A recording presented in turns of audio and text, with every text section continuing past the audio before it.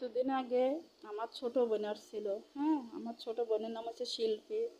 আমার কাছে ছোটোবেলা ও আমার বাচ্চা রাখতো, আমার মেয়েকে রাখতো। তারপরে রাখতাম, সে সময় কন্ট্রোল করতাম পারতাম না তো, এই কারণে ওরে রাখতাম। তারপরে আসলো, দাবার দিলাম। তারপরে আইয়েরে বোনে আইসো, বোনের বাসা। বোনের মনে দেয় এত অহংকার, আমি তো আগে জানি নাই। বোনের তো বহুত ভালো জানতাম।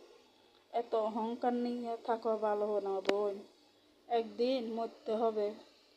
লাল শাড়ি নীল শাড়ি কত শাড়ি আসবে ভাই বোন, কিচ্ছু যাবে না, খালি সাদা কাপড়ও যাইব। আমি এই শাড়িটা কিনছি, এই শাড়িটা কিনছি, না না না, জীবনে বহুত শাড়ি আসবে। তোমাকে সব কিছুর লোভ দেখাবে, লাভ হবে না, লাভ হবে না। লোভ করবে না কখনো বোন। হুম, তোমার জামাইয়ে বলে গেছে তুই বাদাইম্যা, তুই ভাড়া থাকস। হ্যাঁ, তুই কোন জায়গার থাকস আগে এটা দেখ। তুই বাদাইম্যা নাকি না আমি বাদাইম্যা? আল্লাহর রহমতে বাদাইম্য হইলেও আমরা একজনে এক কথা কইয়ের যাইতে পারবে না, সম্মানটা আছে। তোরা এখানে গেছে তো তোর বলে বেয়াদব বলছে। কি বলছে জানোস না, কথা তোর বোনের লগে এটা মানে না, আপনার বড় ভাই আপনার বাপে না মনে আইছে।